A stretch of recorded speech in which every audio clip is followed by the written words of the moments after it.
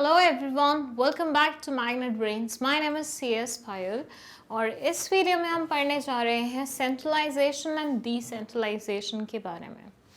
सबसे पहले तो हम इन दोनों वर्ड्स का मतलब समझते हैं और फिर हम समझते हैं कि हेनरी फ्योल इस प्रिंसिपल द्वारा क्या बुलवाना चाह रहे थे। एक ऑर्गेनाइजेशन है, ठीक है, वहाँ पे जितनी भी डिसीजन मेकिंग होती है वो एक सेंट्रलाइज्ड यूनिट लेती है। मतलब ऐसा मानो इस ऑर्गेनाइजेशन में ये सब एम्प्लॉयज़ हैं जो काम कर रहे हैं, ये सब क्या काम करेंगे, कैसे करेंगे, जो भी बेसिक छोटा छोटा डिसाइड करना है वो सब कौन करता है? यहाँ पे बैठे हुए लोग। मतलब उसमें इनकी कोई से नहीं है, पूरा का पूरा डिसीजन मेकिंग इनके हाथ में है। तो ऐसे सिनेरियो में हम बोलते हैं कि ऑर्गेनाइजेशन में सेंट्रलाइजेशन है। मतलब सारा का सारा काम कौन देख रहा है? एक सेंट्रल यूनिट देख रही है, बाकी किसी को भी कुछ भी पार्टिसिपेट करने की परमिशन नहीं है। तो दिस इज व्हाट सेंट्रलाइजेशन।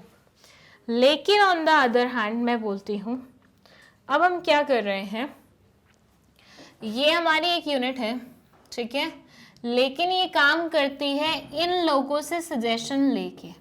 मतलब यहाँ पे हर एक इंसान को बोलने का मौका मिलता है, हर एक इंसान अपनी बात रख सकता है, हर एक इंसान कंट्रीब्यूट कर सकता है, पार्टिसिपेट कर सकता है। तो ऐसे में हम बोलते हैं कंपनी में क्या है? डिसेंट्रलाइजेशन है। मतलब कोई एक सेंट्रल यूनिट ना होके डिसेंट्रलाइजेशन है। Everybody is able to participate in the management of the company, everybody has their say. तो ऐसे सिनेरियो में हम क्या बोलते हैं? कंपनी क्या है? डिसेंट्रलाइज्ड है। तो सेंट्रलाइजेशन मतलब पूरी की पूरी पार्ट्स कहाँ रहना? एक सेंट्रल बॉडी के पास रहना।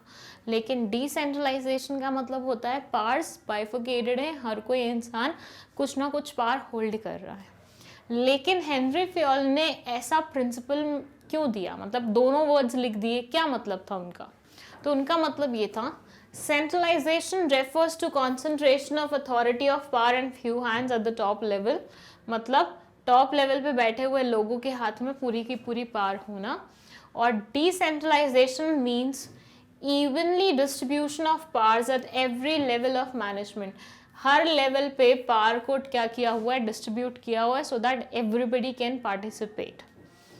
According to Henri Fayol, a company must not be completely centralised और कंप्लीटली डिसेंट्रलाइज्ड। दोनों वर्ड्स इसलिए लिखे हुए हैं क्योंकि हेनरी फ्योल जी का कहना था कि कोई भी कंपनी दोनों चीज़ों में मतलब बिल्कुल वो नहीं हो सकती कि बिल्कुल सेंट्रलाइज्ड है या बिल्कुल डिसेंट्रलाइज्ड है।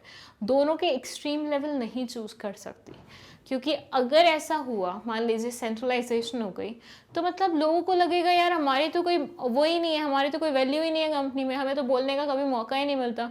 तो सेंट्रलाइजेशन में लोग पार्टिसिपेट ही नहीं कर पाएंगे, जिसकी वजह से वो थोड़े से क्या हो जाएंगे? कंपनी से नाखुश हो जाएंगे। और डिसेंट्रलाइजेशन में ऐसे लोग जिनके पास एक्सपीरियंस नहीं भी है वो भी बोलने लग जाएंगे, जिन लोगों को कुछ नहीं भी पता वो भी बोलने लग जाएंगे, जिन लोगों के पास कोई नॉलेज नहीं है वो लोग भी पार्टिसिपेट करने लग जाएंगे। तो ऐसे सिनेरियो में क्या होगा कि कंपनी में कोई भी कुछ भी बोलना शुरू कर देगा जो कि रेलेवेंट नहीं है। तो दोनों ही एक्सट्रीम साइड नहीं होने चाहिए कंपनी में, but there must be a combination of both depending upon the nature and size of the organisation. ये बोलते हैं सेंट्रलाइजेशन और डिसेंट्रलाइजेशन का एक बहुत अच्छा कॉम्बिनेशन होना चाहिए। मतलब आपकी किस तरह की बिजनेस है, किस नेचर की ऑर्गेनाइजेशन है और किस साइज पे आप फंक्शन कर रहे हो, उन फैक्टर्स पे डिपेंडेंट यहाँ पे क्या होना चाहिए? कॉम्बिनेशन फिक्स होना चाहिए सेंट्रलाइजेशन और डिसेंट्रलाइजेशन का। Then they say a small organization can be well organized and managed with centralized technique, while in large organization there is a need for decentralization. ये बोलते हैं मान लीजिए आपकी ऑर्गेनाइजेशन बहुत छोटी सी है तो सेंट्रलाइजेशन रख लो, काम चल जाएगा, बिकॉज छोटी सी बॉडी है, कोई ज़्यादा लोग भी नहीं है, 2-4 बॉस रहेंगे, 10-15 लोग रहेंगे, काम चल रहा है। लेकिन अगर आपकी ऑर्गेनाइजेशन बहुत बड़े नेचर की है तो फिर आपको डिसेंट्रलाइजेशन को ज़्यादा प्रमोट करना चाहिए। रीज़न बीइंग, आप सोचिए बड़ी ऑर्गेनाइजेशन है मतलब लेयर्स में होगी, अलग अलग लेवल्स होंगे। अगर हर एक लेवल पे आप किसी को पावर नहीं दोगे और सिर्फ सेंट्रल लेवल पे ही पावर रखोगे तो ऐसे सिनेरियो में हो सकता है लोग क्या होने लग जाएं, खुंदस खाने लग जाएं। जैसे आप मुझे एक बात बताइए, 3 लोग हैं, अब 3 लोग बहुत इजीली आपस में मैनेज कर लेंगे स्टफ को, लेकिन यहीं पे 30 लोग हो जाते हैं तो ऐसे 3-3 लोगों के बहुत अलग अलग ग्रुप्स बनने लग जाते हैं, टुकड़ों में डिवाइड होने लग जाते हैं। तो ये चीज़ क्यों पॉसिबल हो पाई, क्योंकि लोग ज़्यादा थे। तो जब ऑर्गेनाइजेशन बहुत बड़ी होगी और आपने अच्छे से मैनेज नहीं किया स्टफ को तो ऐसे सिनेरियो में ऑर्गेनाइजेशन के छोटे छोटे टुकड़े होने लग जाएंगे, लोग आपस में ही अपने ग्रुप्स फॉर्म करने लग जाएंगे ऑर्गेनाइजेशन के अंदर ही, जो कि आपकी ऑर्गेनाइजेशन के लिए नेगेटिव भी हो सकता है। तो ऐसे में ये बोलते हैं क्या कि आपको ध्यान रखना है जिस नेचर और साइज़ की आपकी ऑर्गेनाइजेशन है उसी नेचर और साइज़ के अकॉर्डिंग आपको ऑर्गेनाइजेशन और सेंट्रलाइजेशन और डिसेंट्रलाइजेशन को चूज़ करना है, और कितने एक्सटेंट तक जाएगी वो भी आप इसी के थ्रू चूज़ करेंगे।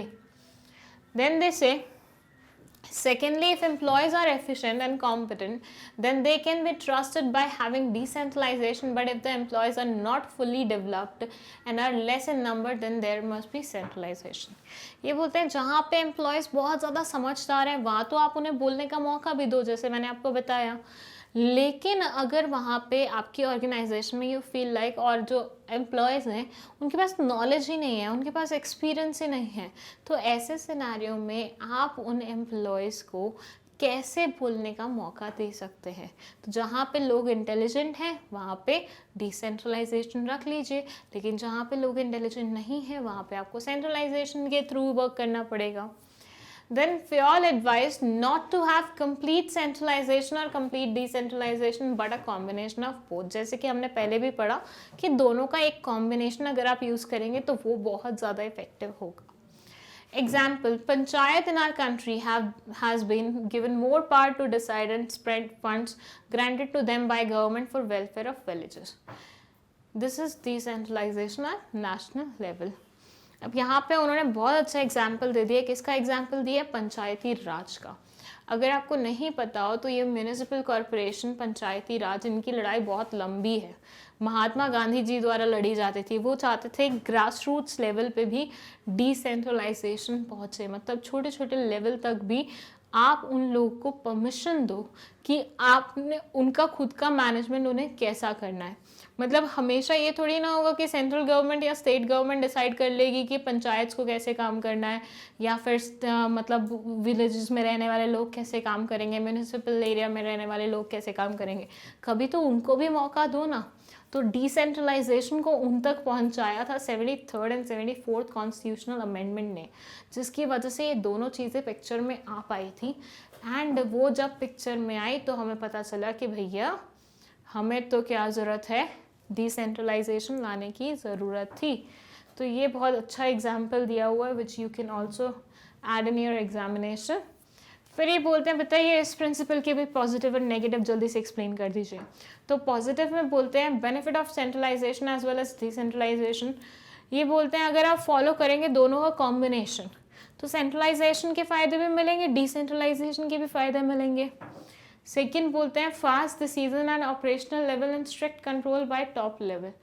ये बोलते हैं कि भैया देखिए जब आप डिसेंट्रलाइजेशन को ओमिट करेंगे तो जो छोटे मोटे डिसीजंस आपके लेवल पे ही लेने के होते हैं उसके लिए आपको डिले नहीं करना पड़ेगा, वेट नहीं करना पड़ेगा, टॉप वाले कब बोलेंगे तब हम करेंगे, ऐसा नहीं करना पड़ेगा। आप खुद ही डिसाइड कर सकते हो उन्हें। और जो टॉप मोस्ट लेवल पे लोग बैठे हुए हैं वो ज़्यादा अच्छे डिसीजंस पे फोकस रख सकते हैं, ज़्यादा अच्छे से चीज़ों को हैंडल कर सकते हैं। लेकिन व्हाट इफ आपने इस प्रिंसिपल का वायलेशन किया तो क्या नेगेटिव इफेक्ट्स आएंगे? फर्स्ट सीधे से complete centralisation result in delay in decision. छोटी छोटी चीज़ें आपको सेंट्रल लेवल से पूछनी पड़ रही हैं, तो ऐसे में क्या होगा, जितने भी डिसीजन होंगे वो क्या होंगे, डिले होते जाएंगे। मुझे 10 रुपये स्पेंड करना है लेकिन उसके लिए मुझे टॉप मैनेजमेंट के पास जाना पड़ रहा है। अब ऐसे में मुझे लगेगा छोड़े यार 10 रुपये स्पेंड ही नहीं करते, तो डिले होगा डिसीजन में। Complete decentralisation will result in misuse of authority. अगर हमने कंप्लीट डिसेंट्रलाइजेशन कर दिया तो हर कोई अपना से बोल देने लग जाएगा, चाहे वो वर्थ इट हो या नहीं हो। तो बेसिकली यहाँ पे भी दिक्कत वाली बात है। तो दोनों का अच्छा combination will help organisation achieve efficiency. So basically इस पर्टिकुलर प्रिंसिपल में हेनरी फॉयल क्या बोल रहे हैं, वो बोल रहे हैं कि भैया सेंट्रलाइजेशन और डिसेंट्रलाइजेशन का एक बहुत अच्छा कॉम्बिनेशन बनाओ और उसी कॉम्बिनेशन से अपनी ऑर्गेनाइजेशन चलाओ। So that was one another principle of Henry foil. I hope आपको ये समझ में आया होगा। कोई भी डाउट है कमेंट सेक्शन में लिख दीजिए, और अगर आपको नोट्स चाहिए तो आप magnetbrainsbhopal पे जाके नोट्स भी ले सकते हैं। Thank you so much.